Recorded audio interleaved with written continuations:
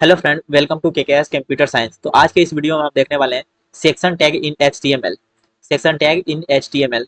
तो एचटीएमएल में section tag जो होता है semantic HTML 5 element use to grouping of content. ठीक है, कंटेंट को ग्रुप करने के लिए improve the structure, readability and accessibility of web page. Web page का जो होता है रीड करने में अच्छा आसान होता है, रीडेबिलिटी बढ़ता है उसका। ठीक है, एक्सेसिबिलिटी बढ़ता है अगर हर सेक्शन बाई सेक्शन बनाए हैं आप अपने वेब पेज कोड के लिए।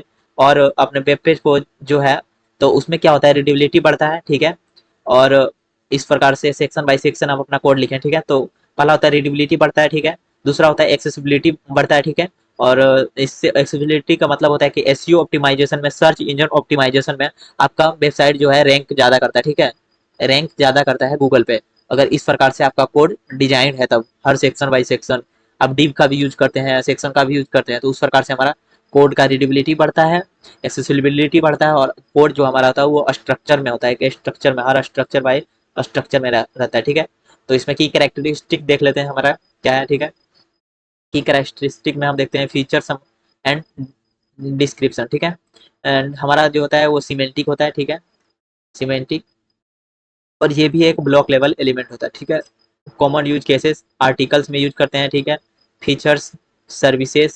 ठीक है, इसी तरह से। और एसईओ एक्सेसिबिलिटी अभी बताए थे, इसका मतलब होता है सर्च इंजन ऑप्टिमाइजेशन। ठीक है, improve documents outline screen reader and search. ठीक है, जो होता है सर्च इंजन, इसमें आसानी होता है कि स्क्रीन रीडर को और आपके कोड को पढ़ना आसान होता है, और सर्च इंजन को समझना। और आप इस प्रकार से अगर समझ आते हैं तो हमारा सर्च इंजन ऑप्टिमाइजेशन जो है सर्च इंजन में ज़्यादा रैंक करती है। ठीक है, तो इस प्रकार से हमारा कोड सेक्शन टैग का यूज करते हैं, ये हमारा इंपॉर्टेंट पार्ट है। ठीक है, तो चलिए हम नेक्स्ट में चलते हैं। हमारा कुछ सेक्शन टैग को इस प्रकार से डिफाइन करते हैं, पहले सेक्शन लिखते हैं। ठीक है, और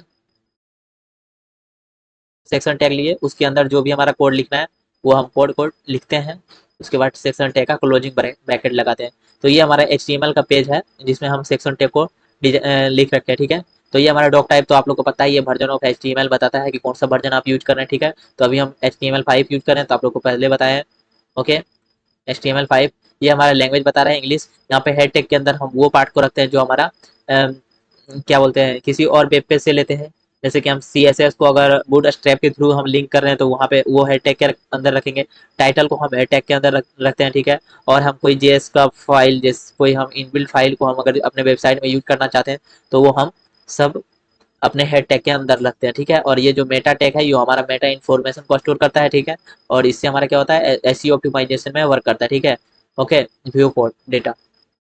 ठीक है, और हमारा ये पार्ट हमारा हेडिंग टैग के अंदर आता है। बॉडी बॉडी टैग के अंदर हम जो वेब पेज पे डिस्प्ले करवाना चाहते हैं वो हमारा बॉडी बॉडी टैग के अंदर लिखते हैं। ठीक है, तो यहाँ पे देख सकते हैं मैंने एक सेक्शन टैग लगाया और यहाँ पे उसका सेक्शन का क्लोजिंग ब्रैकेट है। ठीक है, तो उसके अंदर H2 हेडिंग टैग के अंदर है, यहाँ पे अबाउट अस, और उसके अंदर कुछ हम पैराग्राफ में लिखे हैं। ठीक है, यहाँ पे एक सेक्शन टैग क्लोज हो गया, फिर दूसरा सेक्शन में हम दूसरा सेक्शन स्टार्ट किया। ठीक है, तो इस प्रकार से हम सेक्शन टैग को डिस्प्ले करते हैं। तो देख सकते हैं एक सेक्शन, यहाँ पे सेक्शन बाई सेक्शन हमारा कोड लिखा हुआ है। तो इस प्रकार से क्या होता है कि कोड की रीडेबिलिटी बढ़ता है एंड कोड का स्ट्रक्चर में रहता है। ठीक है, देख सकते हैं हमने पहले अबाउट के बारे में लिखा है और दूसरे में हम कुछ सर्विसेज के बारे में बता रहे हैं। तो ठीक है, इस तरह से हमारा कोड की रीडेबिलिटी बढ़ रहा है एंड हमारा कोड की एक्सेसिबिलिटी बढ़ता है, जिससे हम हमारा वेबसाइट जो है, वेब पेज, वो रैंक करती है गूगल पे। ठीक है, तो इससे होता है कि एसईओ ऑप्टिमाइजेशन में हेल्प होता है बहुत ज़्यादा। ठीक है, तो यहाँ पे ये आप लोग ट्राई करिएगा लिख के। ठीक है, और चलिए हम कोड एडिटर से भी अगर दिखाना देखना चाहें तो आप लोग देख सकते हैं, वैसे हम तो दे रही हैं। ठीक है, तो सिंपली हमने इसको हटाया,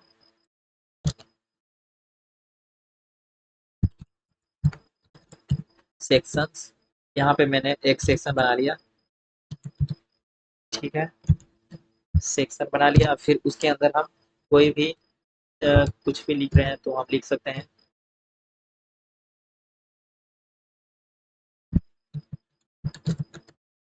अबाउट अस ही लिख रहे हैं। ठीक है, अबाउट अस में हम कोई पैराग्राफ दे सकते हैं। ठीक है, पैराग्राफ के अंदर my name is Vicky Kumar Pandit, I am from, अब जहाँ से भी है वो आप डिस्प्ले करवा सकते हैं। अबाउट में आपके बारे में, आपका क्या एजुकेशन है, ये सब सब डिस्प्ले करवा सकते हैं। तो ये हमारा एक सेक्शन हो गया। ठीक है, तो अबाउट अस का एक सेक्शन है। ठीक है, एंड अबाउट अस के बारे में हमारा नाम लिखा हुआ है, यहाँ पे ई कर लेते हैं। ओके, तो हमारा यहाँ पे नाम लिखा हुआ है। ओके, तो इस प्रकार से एक सेक्शन बन गया। हम डिफरेंट सेक्शन भी बना लेते हैं। सेक्शंस यहाँ पे हम लिख सकते हैं, S3 टैग के अंदर हम लिख सकते हैं, यहाँ पे लिख सकते हैं स्किल लिख सकते हैं। ठीक है, स्किल आपको जो भी स्किल है H5 के अंदर आप, मैं डिस्प्ले करवा लेता हूँ। HTML, HTML, CSS, जैसे मैंने दो को डिस्प्ले करवाया। ठीक है, तो ये हमारा एक डिफरेंट सेक्शन है। HTML, L L HTML small लिखना है। ओके, ये हमारा डिफरेंट सेक्शन है। स्किल का HTML है, उसमें CSS है। ठीक है, या तो आप टेबल में दिखा सकते हैं, कुछ भी प्रकार से दिखा सकते हैं, मैंने ऐसे ही लिख दिया। ठीक है, तो आप लोग की इच्छा है, आप लोग कैसे भी दिखाइए। ठीक है, और यही था हमारा सेक्शन, जो कि हमारा हेल्प करता है कोड को ऑप्टिमाइज रखने के लिए, सेक्शन वाइज स्ट्रक्चर प्रदान करता है और कोड की रीडेबिलिटी को बढ़ाता है एंड कोड की एक्सेसिबिलिटी को बढ़ाता है। तो यही था हमारा सेक्शन टैग। ठीक है, तो चलिए मिलते हैं अगले नेक्स्ट वीडियो में।